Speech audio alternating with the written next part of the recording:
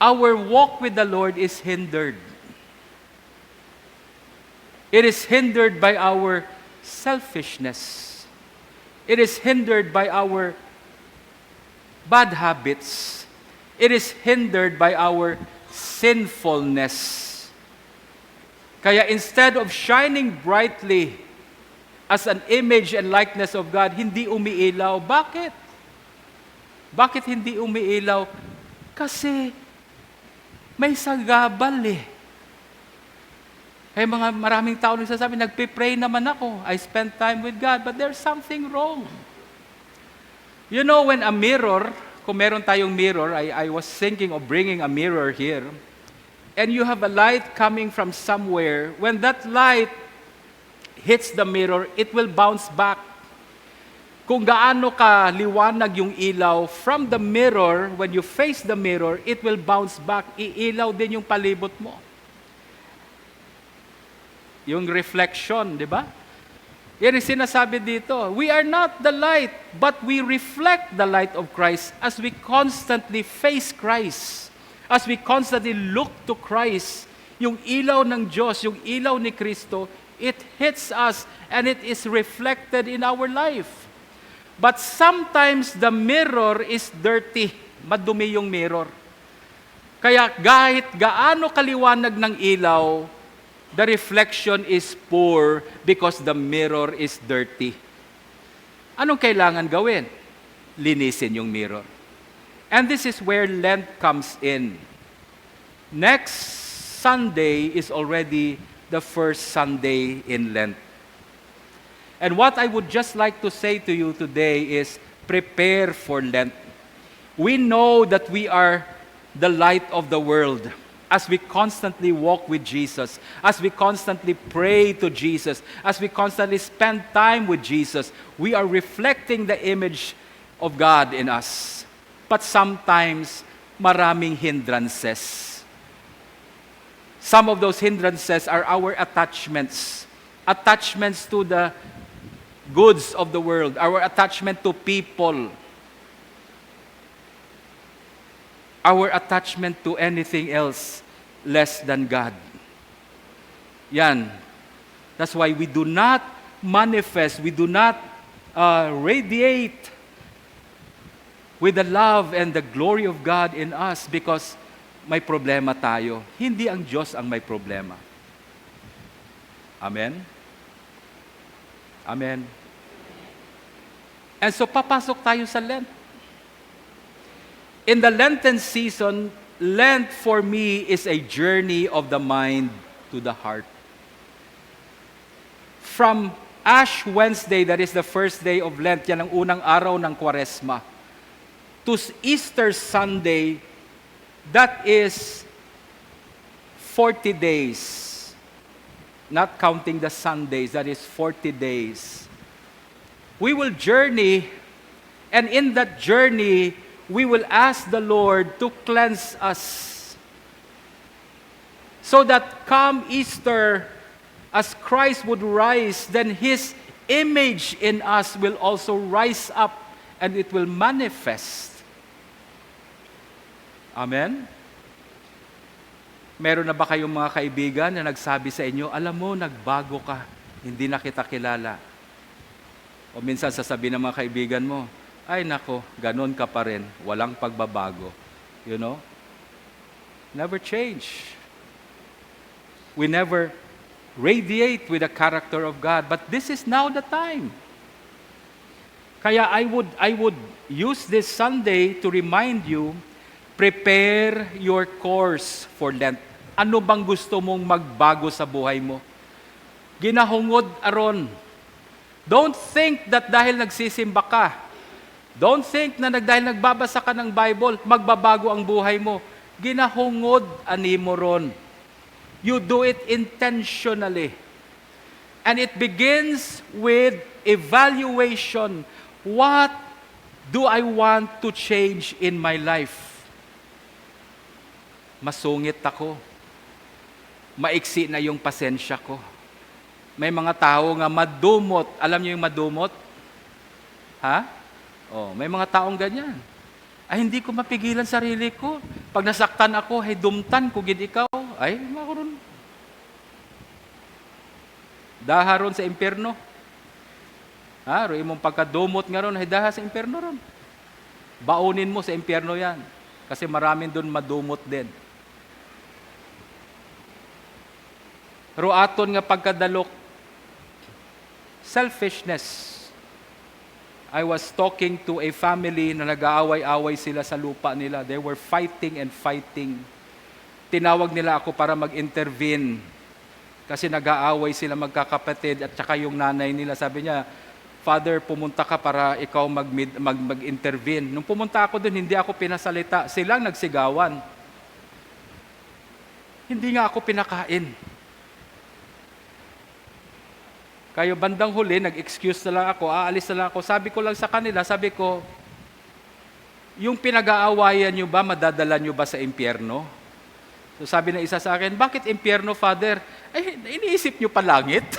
Ganyan yung ugali nyo, akyat pa kayo sa langit. You will not even give an inch to your brother or your sister. Aaway kayo. Bakit hindi nagbabago yan? Pero Father, alam mo, prayerful ako. Alam mo, memorize kong Bible. I don't care. Amen? Alam nyo ba yung demonyo memorize ang Bible? Do you know that? Satan memorize the Bible. Kaya wag mo siyang labanan ng Bible lang. Mas magaling sa Bible yan. Ang hindi kaya ng demonyo, itong pag-ibig ni Kristo na nasa puso mo, yan ang hindi niya kaya. Alam ng demonyo kung mahal mo ang Diyos o hindi. Amen? He knows. He really knows. If there is the love of God inside you, that will defeat the enemy. Love never fails. In the face of adversity, love will not fail. Now, so you start plotting out your course. Anong gusto mong magbabago sa buhay mo? What would you like God to change in your life so that you can manifest the glory of God? You can live out the life that God wants you to live out. You can live out the best version of yourself. Amen? Ikaw mamimili. It is a journey of the mind to the heart. Ilalagay mo yung isip mo sa puso mo. Minsan kasi ang problema natin, yung isip natin nandun sa labas. Nandun sa away, nandun sa mga gamit, nandun sa dungog naton, may mga taong ganyan. Kahit wala silang pera, ipaglalaban nila yung dungog nila. Okay? Their honor and their glory. Their mind is set on those things. Lent is a time that your mind will journey to your heart. Tingnan mo yung puso mo. No, malapit lang yung isip tsaka sa puso, di ba? Sukatin mo. Lalo na pag nagdadasal ka at nakayuko ka, malapit lang. Ito yung puso mo, ito yung mind mo. Ang lapit lang yan. Pero alam mo, hanggang ngayon, marami pa ring tao hindi pa nakakarating dito. Ang utak nila, ang isip nila, malayo pa rin, hindi pa rin nakakapasok sa puso. Lent is a time that you journey with your mind into your heart. You find out. Makasalanan ako, Bishop, ang dami ko ng kasalanan. Alam mo, God could not care less of your sins. Be careful. Ang dami kong kasalanan. Minsan hindi na natin kinakausap si Lord kasi ang dami nating kasalanan. Alam nyo, baliwala sa Kanya yung kasalanan mo. You know what God concern is for you? It's not your sin. You know why? Because Jesus already paid for all the sins on the cross. He made that one sacrifice for the forgiveness of all sin. You know what's God's concern for you? Is that why do you love sin? Bakit mahal mo talaga yung kasalanan mo? Yan ang concern ng Diyos, hindi yung kasalanan mo. Kaya nga, di ba, if we confess our sins to God, He's just and faithful to forgive them. But why do you keep on doing it? Yan ang concern ng Diyos. Mas mahal mo ang kasalanan mo kaysa buhay mo. There are sins that lead to death, but people still do it. Di ba? Couple of weeks ago, I prayed for a man on the hospital. Pinutulan siya ng paa. Diabetic siya. And I prayed for him. Ang sabi ng anak niya, matiga, bira ng ukara. Hamag ko haman, hay, gawbog imaw, hay andang mga chocolate, hay una ta sa anang, may una tayo mong chocolate nga ginatago, bago imo matug, hay kaon anay chocolate. Tigas talaga ng ulo niyan. Kaya yan, sabi niya, puputulan ng paa, ayaw niyang putulan. Sabi ng doktor, pag hindi pinutol yung paa mo, 1 week lang patay ka na. So pinagpipray ko siya. Sabi ng mga anak niya, tigas ng ulo, inom ng soft drinks, kain ng chocolate. Paano yan? Tinanong ko siya. Sabi ko, Brad, actually classmate tayo. Media din ako. Diabetes din. Okay? So sabi ko, pag binawalan ka ng doktor, ibig sabihin, may pag-asa ka pa.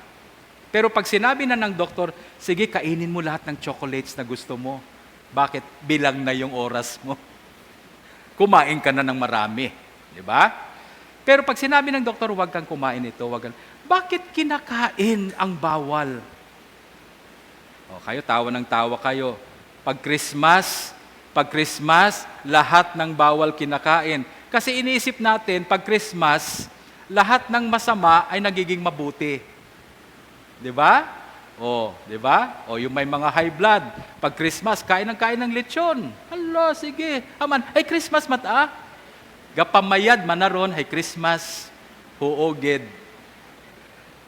Abong ambulansya pag Christmas, abo-abo, ninibot ambulansya man, tanan ro ginabawal ay ginakinaon. Hindi mo mapigilan ang sarili mo. Masarap talaga kasi. Yan ang concern ng Diyos. Your sin is already killing you. Why do you keep on sinning? Why do you love your sin? Yan ang gustong ayusin ng Diyos sa buhay mo. Yung kasalanan natin, tapos na yan. Pinatawad na yan, but we just love to do it again and again. That's why Lent is a time to deal with your heart. Lent is a time to come before God and say, Lord, hindi ko makontrol ang sarili ko. I'm really sinful. And I need your help. And it's the grace of God that will take over and help you. You put yourself in a position to receive God's help. You cannot do anything for yourself. No amount of work will save you. But you can only put yourself in a position where God's grace can work in your life.